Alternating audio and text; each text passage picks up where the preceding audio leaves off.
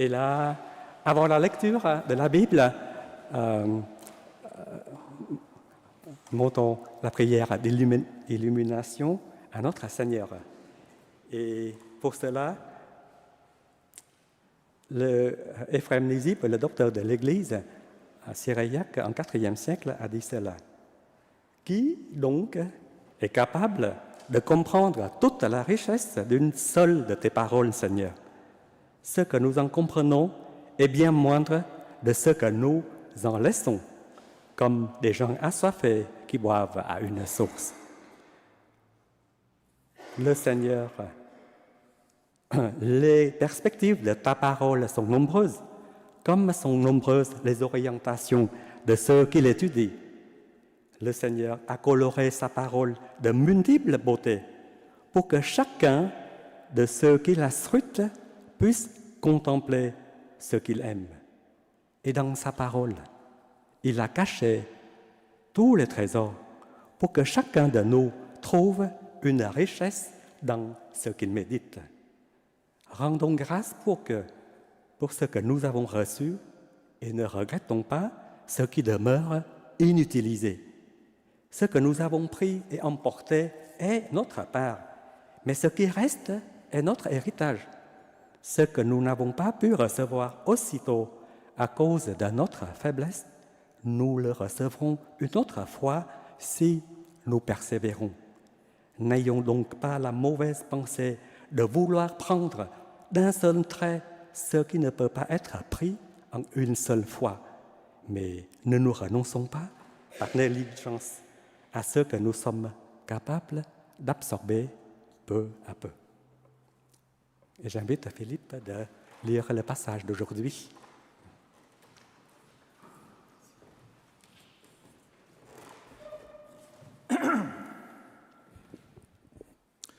Dans l'évangile de Matthieu, chapitre 13, versets 44 à 52. Le royaume des cieux. Le royaume des cieux est encore semblable à un trésor caché dans un champ. L'homme qui l'a trouvé le cache. Et dans sa joie, il va vendre tout ce qu'il a et achète ce champ. Le royaume des cieux est encore semblable à un marchand qui cherche de belles perles.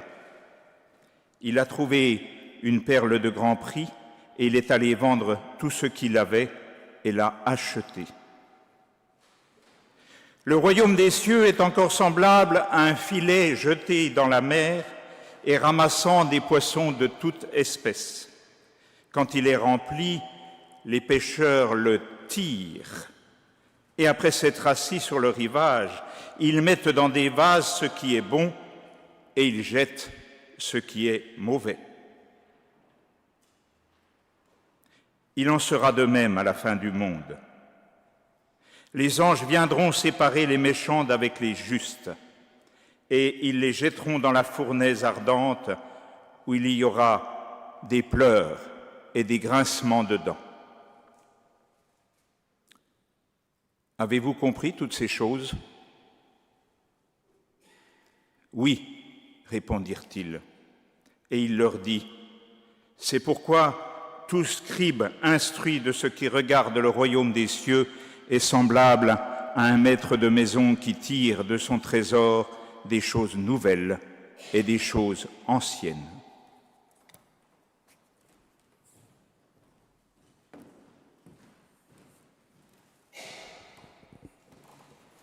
Amen, amen. Avant de partager avec vous les réflexions du passage de ce jour, si vous remarquez que je n'ai pas fait de grand exploit, je prends le texte de lectionnaire de toutes les églises. Et là, on va chanter la cantique « Ouvre mes yeux, Seigneur », 46, 10. 46, 10.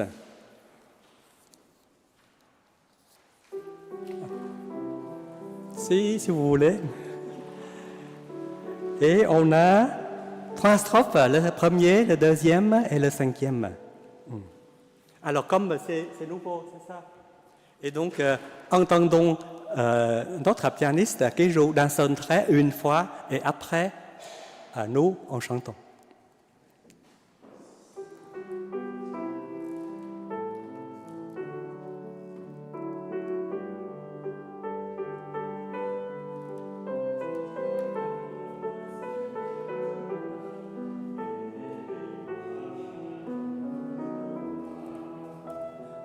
Ouvre mes yeux, Seigneur, ô merveille de ton amour. Je suis l'aveugle sur le chemin, guéris-moi, je veux te voir. Deuxième.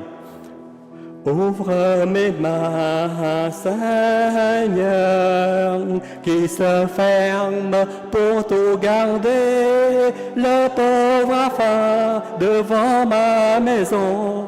Apprends-moi à partager. Cinquième. Garde ma foi, Seigneur.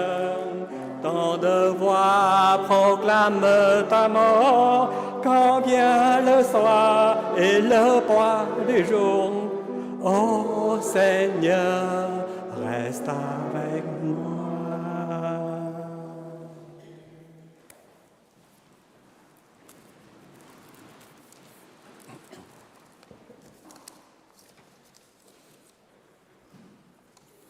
Donc, je partage avec vous aujourd'hui quelques réflexions sur ce passage-là.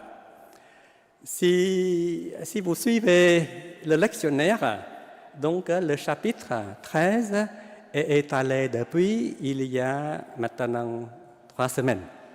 Et donc, dans ce chapitre-là, Matthieu a rassemblé les paraboles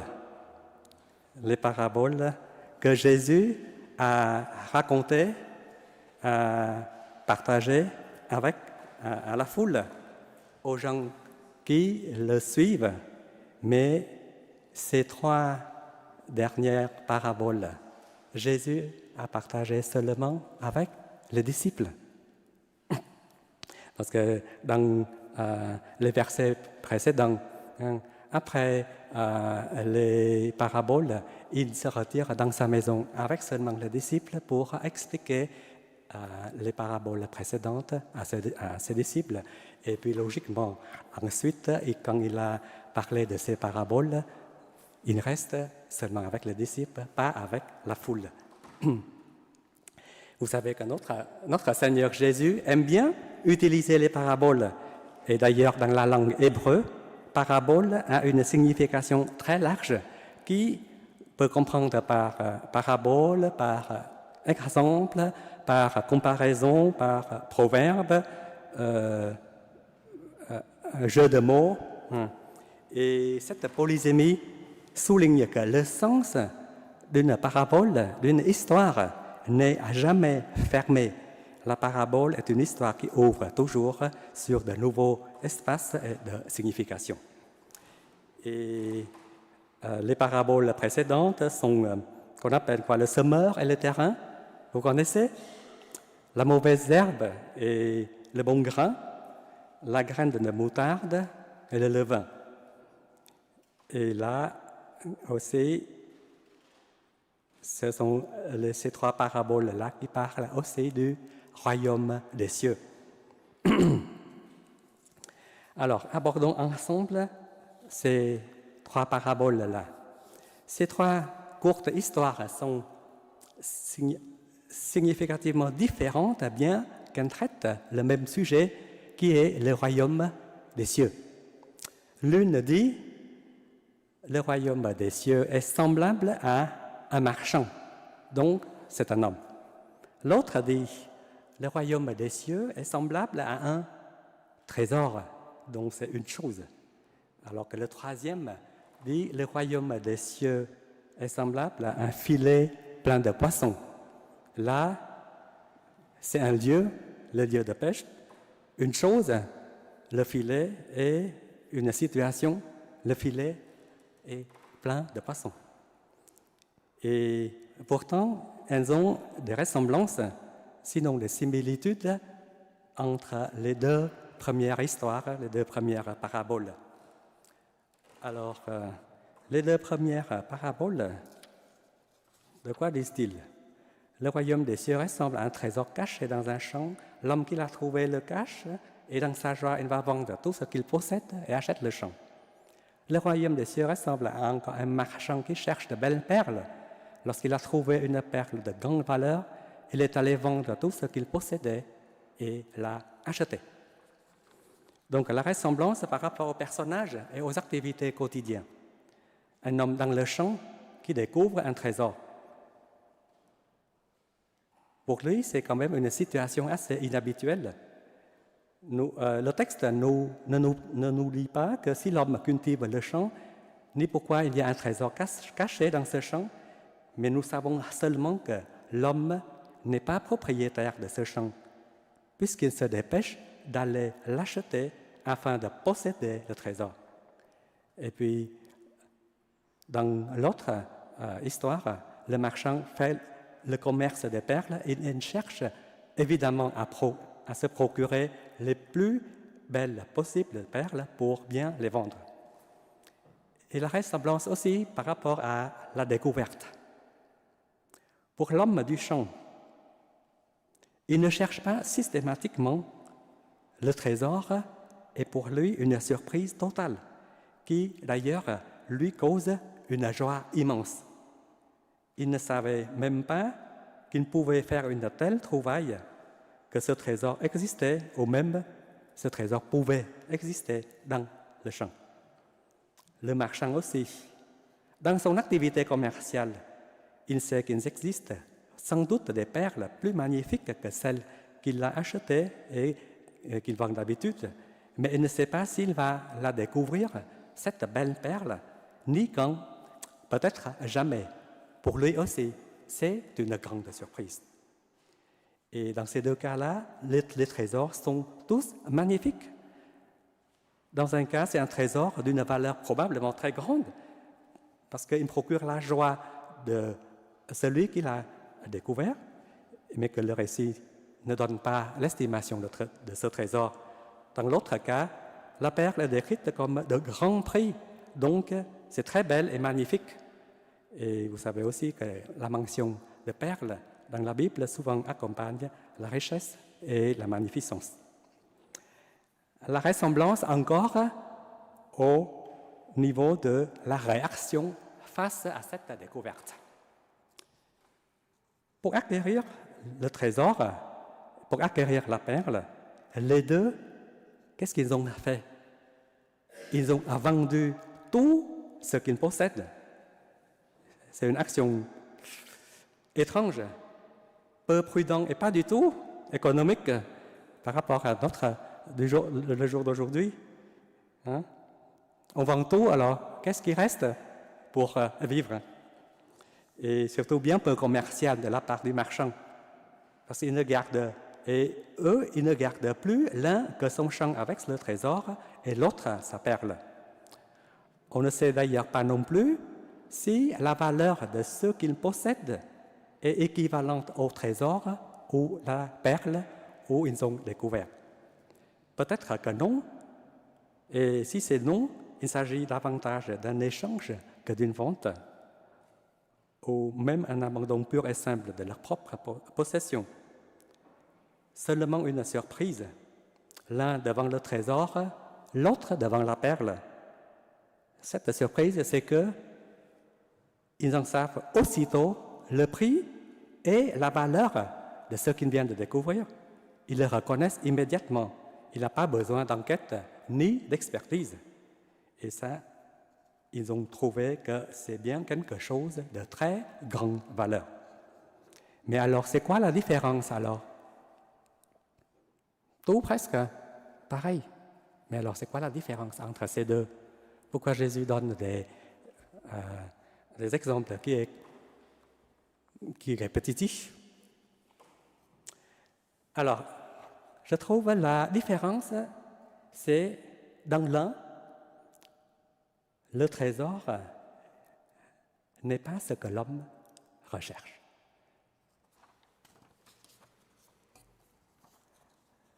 Le royaume des cieux ressemble encore à un trésor caché dans un champ. L'homme qui l'a trouvé le cache et dans sa joie, il va vendre tout ce qu'il possède et achète ce champ. Le texte ne nous dit pas que l'homme est à la recherche du trésor. Il est tombé dessus sans intention de rechercher. Et c'est pourquoi l'histoire nous a précisé qu'il est dans la joie d'avoir quelque chose de grande valeur sans qu'il ne mérite, sans qu'il n'espère même pas le trouver. Et qu'est-ce que cela veut nous dire?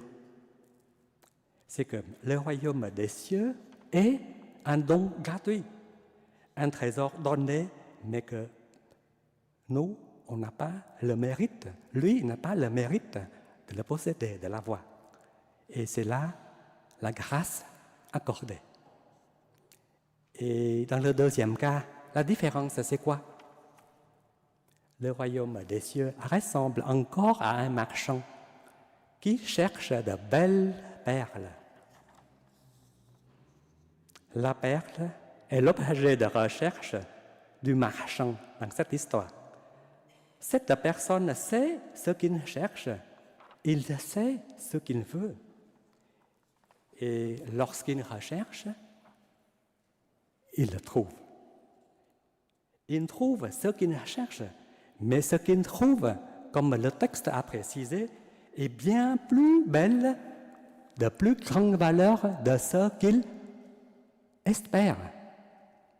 Et alors, qu'est-ce que cela veut nous dire? Le royaume des cieux est une quête individuelle.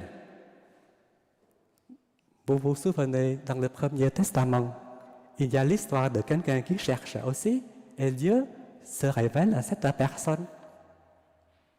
C'est Abraham.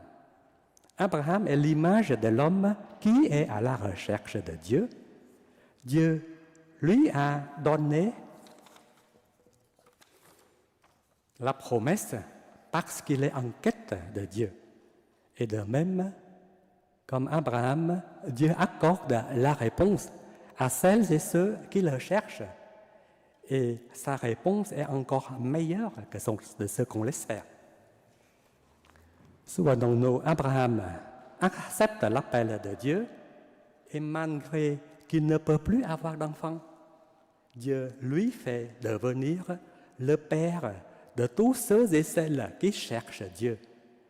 Et d'ailleurs, même Jésus, dans son enseignement au sermon à la montagne, Jésus a dit « Demandez et l'on vous donnera, cherchez et vous trouverez, frappez et l'on vous ouvrira. » La quête est forcément une affaire de persévérance, une affaire de l'endurance, une affaire de prix à payer. Il ne compte pas le temps passé à rechercher, il ne compte pas l'effort, l'énergie passée pour rechercher, par les temps difficiles, par des conditions de recherche difficiles, par des dangers qui le menacent pendant la recherche. De même, si l'homme veut de l'argent, il doit le chercher. S'il veut apprendre, il doit en payer le prix dans des études dures et longues. Et il n'y a que l'ignorance que l'homme peut avoir sans effort. Pareil comme l'agriculteur. Pour cultiver les chardons, un homme n'a pas besoin de préparer la terre, ni semer la graine. Mais pour faire pousser du blé, il doit faire les deux, préparer la terre et semer la graine. Et alors là, le travail est de plus en plus l'étalon de la valeur. Et le coût et la valeur sont toujours des voisins proches. Et ce n'est que par le chemin accidenté du labeur que les hommes atteignent les sommets des grandes réalisations. Nous connaissons tous la réponse d'Euclide au roi Ptolémée l'Auguste lorsqu'il demanda « N'y a-t-il pas un moyen plus court et plus facile d'étudier la géométrie que celui que vous avez défini dans vos éléments ?» Et Euclide a répondu « Mais il n'y a pas de voie royale vers la géométrie. » Et notre idée, la recherche est une affaire de longue durée. La recherche est permanente. Arrêter de rechercher, c'est satisfaire de ce qu'on a. Et on n'a plus besoin de Dieu, plus besoin de l'aide.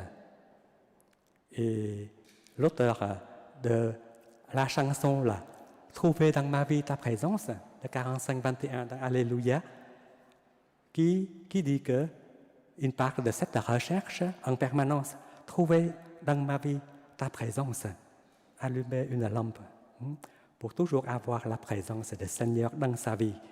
Sinon, ce n'est pas le Seigneur dans notre vie, ce sera un autre Dieu, ce sera les autres seigneurs qui seront dans notre vie à sa place. Et nous serons dominés par ces seigneurs-là, par ces idoles-là. Et l'idée, vous vous souvenez peut-être encore que dans le passage, il y a l'idée. L'homme qu'il a trouvé le cache et dans sa joie, il va vendre. Alors je me suis demandé, mais pourquoi il le cache? Pourquoi il veut à lui tout seul? Je ne sais pas si vous avez une idée.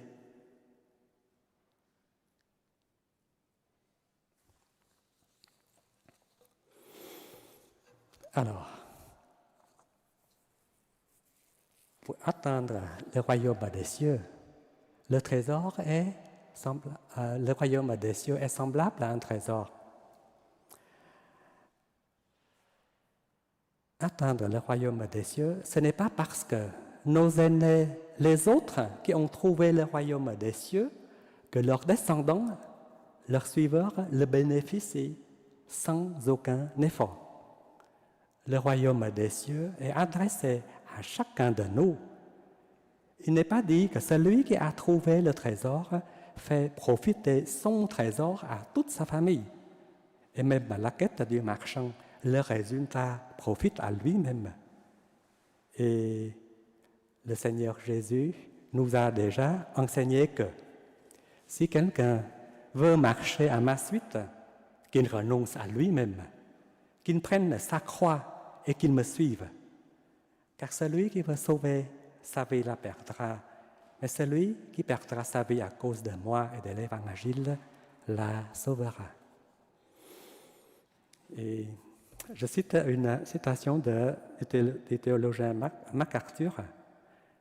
Il n'y a pas de chemin vers le ciel que celui du sacrifice, celui de la croix. Nous devons aller dans cette voie étroite ou pas du tout. Mais c'est aussi un chemin de joie, un chemin de douceur, un chemin de paix. Vous ne devez pas vous attendre à devenir chrétien par accident. Cette expérience bénie doit être le résultat d'une détermination délibérée, d'une recherche intelligente et d'une persévérance fidèle. Cette vérité est fermement affirmée dans de nombreuses parties de l'enseignement du Christ et l'honnêteté de Christ est digne d'éloge. Il pose clairement les conditions du discipulat.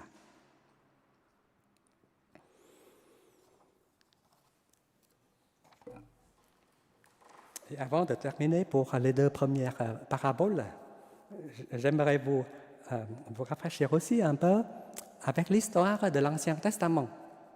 Et ça, c'est aussi le passage qui raconte ce que Salomon a obtenu de Dieu lorsqu'il accède au trône. Souvenez-vous, Dieu lui demande, mais demande-moi ce que tu veux que je te donne. Et vous savez ce que Salomon a demandé et ce que Dieu lui a accordé. Salomon a répondu, mais je ne suis qu'un jeune homme, je n'ai pas d'expérience. Je me trouve au milieu de ton peuple, un peuple immense. Alors, accorde à ton serviteur un cœur apte à écouter pour juger ton peuple, pour distinguer le bien du mal. Et sa réponse plaît à l'Éternel. Et l'Éternel lui a répondu, « Je te donne un cœur si sage et si intelligent qu'il n'y a eu avant toi et qu'on ne verra jamais personne de pareil à toi. Et puisque tu ne demandes rien pour toi, je te donnerai en outre des richesses et de la gloire en si grande quantité.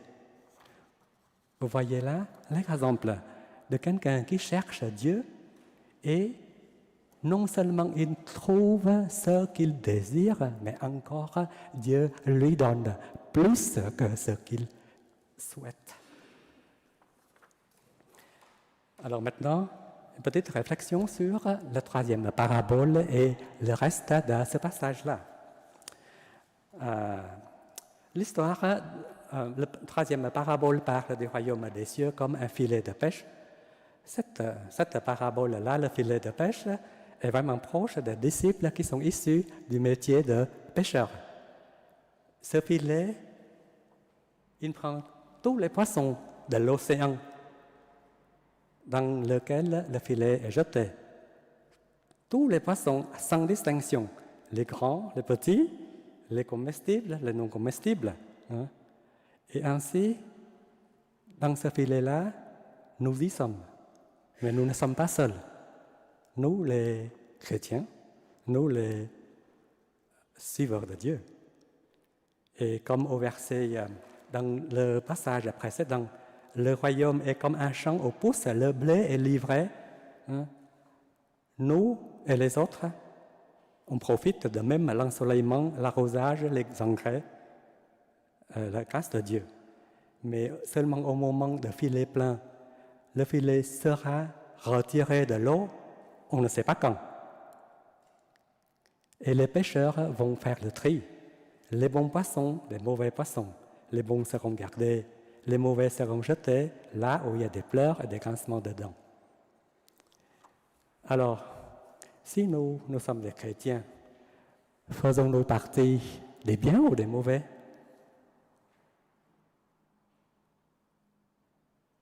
Des biens, dirons-nous, n'est-ce pas? On ne peut pas dire que nous sommes mauvais, n'est-ce pas? Mais en fait, cette question est la réponse de chacun face à Dieu. Mais il y a un élément de réponse, c'est que on peut tout basculer d'un côté à l'autre, du bon vers le mauvais et du mauvais vers le bon. Certains qui cherchent, et une fois ils ont trouvé, ils ont goûté à la joie, ils abandonnent, ils ne font plus l'effort de recherche. Cet abandon peut être dû à la difficulté de la vie ou par des tentations de cette vie. Et c'est déjà le cas illustré par la parabole du semeur, où il y a de la semence qui sont tombées parmi les ronces. Les ronces poussèrent et l'étouffèrent. Ou aussi, une autre partie de la semence tomba dans un sol pierreux, où elle n'avait pas beaucoup de terre. Elle leva aussitôt, et parce qu'elle ne trouva pas un terrain profond, et quand le soleil parut, elle fut brûlée, sécha, faute de racines. L'effort d'un moment ne garantit pas face au jugement final de Dieu. Dieu a la patience d'attendre jusqu'à la fin du temps pour nous donner le jugement, pour nous donner l'occasion de rechercher Dieu. Nous sommes dans le temps de la grâce. Persévérez dans la voie du Seigneur. Ne lâchez pas, n'abandonnez pas. Comme Paul a exhorté Timothée de ranimer la flamme du don de Dieu pour continuer à rendre témoignage à notre Seigneur. Paul a dit, « C'est pourquoi je te rappelle, ranime la flamme du don de Dieu que tu as reçu lorsque j'ai posé mes mains sur toi. » Et ceux qui sont mauvais, s'ils se mettent à la recherche de Dieu, ils peuvent devenir bons aussi. Et c'est là, Jésus nous a donné cet avertissement en rappelant que les premiers sont les derniers et les derniers deviendront les premiers. Et la dernière partie de cette parabole, et après la conclusion, j'espère que ce n'est pas trop long pour vous. Alors, la dernière partie, Jésus s'adresse à ses disciples. Avez-vous tout compris cela? Oui, répondirent-ils. Je ne pense pas qu'ils osent répondre non, parce qu'après tant d'explications, tant de temps, c'est quand même pas terrible. Alors Jésus leur dit, c'est pourquoi tout spécialiste de la loi instruit de ce qui concerne le royaume des cieux ressemble à un maître de maison qui tire de son trésor des choses nouvelles et des choses anciennes.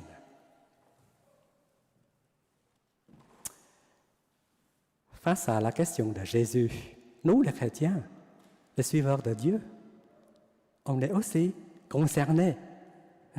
Nous sommes aussi destinataires de cette question. Notre Seigneur, je pense, il ne désire pas perdre aucun de ses disciples. Et il a demandé pour s'assurer que aucun de ses disciples ne soit jeté dans l'endroit où il y a des pleurs et des grincements de dents. Et puis il exhorte les disciples à être des spécialistes de loi, instruits de ce qui concerne les royaumes des cieux. Un spécialiste de loi, c'est, dans d'autres traductions, c'est les scribes. Et là, il y a des scribes et il y a des scribes. Il y a des spécialistes des royaumes des cieux qui instruisent de ces mystères, instruisent de ces lois, instruisent de son avenir. Et il exhorte les disciples à devenir des maîtres de maison. Maîtres de maison, propriétaires de maison, n'est-ce pas? Celui qui a une maison à charge, qui organise, qui décide des invités, des fêtes, des dîners. Alors, le maître de maison maîtrise tout ce qui est dans la maison, des choses nouvelles, mais des choses anciennes. Des choses nouvelles parce qu'il vient de les acquérir, de les posséder.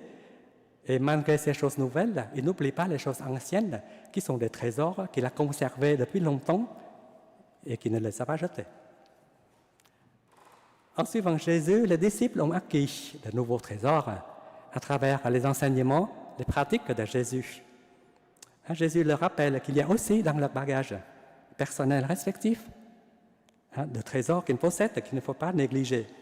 Comme à chacun venant des horizons différents, des pêcheurs, des péagers, des agriculteurs, chacun ses propres sensibilités, chacun ses propres talents, ses propres capacités, sa propre culture, sa propre compréhension de religion, son propre passé. Et tout ça, ça leur donne un trésor pour pouvoir atteindre les autres avec ses propres trésors. Et ici, il y a une idée, c'est que les vérités, les trésors, les vérités de Dieu sont à la fois anciennes et nouvelles. Nouvelles, c'est à cause du péché, à cause de négligence, que nous, les hommes, on les a négligées. Et les vérités venant de Dieu, certes datées, mais elles ne sont jamais obsolètes. Elles prennent une nouvelle vie et sont vues dans de nouveaux développements, jour après jour.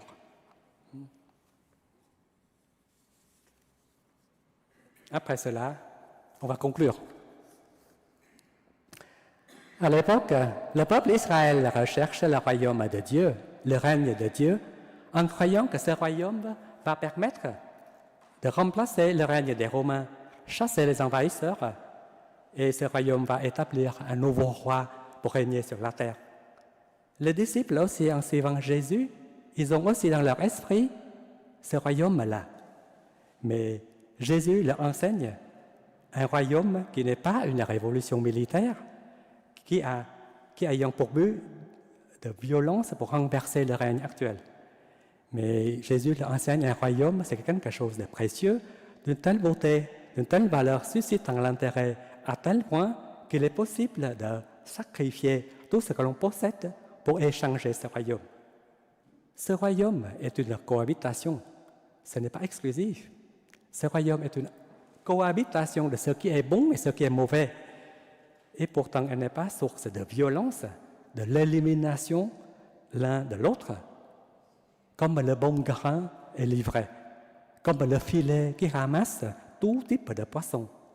Car sachant que, à la fin, le jugement sera venu au moment voulu par Dieu et tout sera trié. Ce royaume, pour ceux et celles qui l'acceptent, qui se laissent trouver, il a un impact certain aux contemporains, comme de la semence qui tombe dans la bonne terre.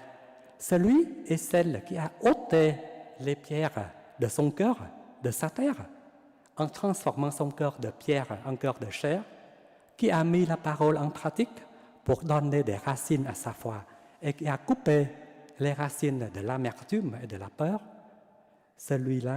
à celui-là, il est promis du fruit. Et il produit l'un 100, l'autre à 60 et l'autre 30. Le règne des cieux est comme un grain de moutarde, tout petit au départ, devenant de plus en plus grand et peut abriter les oiseaux du ciel. Ce règne ne vient pas pour écraser les autres, il vient pour protéger, pour accueillir, pour abriter, pour donner du repos et de la protection. Et conclure ce chapitre, Jésus questionne les disciples et les exhorte à devenir des scribes bien instruits, bien enracinés dans les enseignements de Christ, bien expérimentés du royaume des cieux, capables de s'occuper des autres comme les maîtres de maison, sachant s'occuper de ses invités, leur offrir les vérités du royaume des cieux, aussi nouvelles qu'anciennes.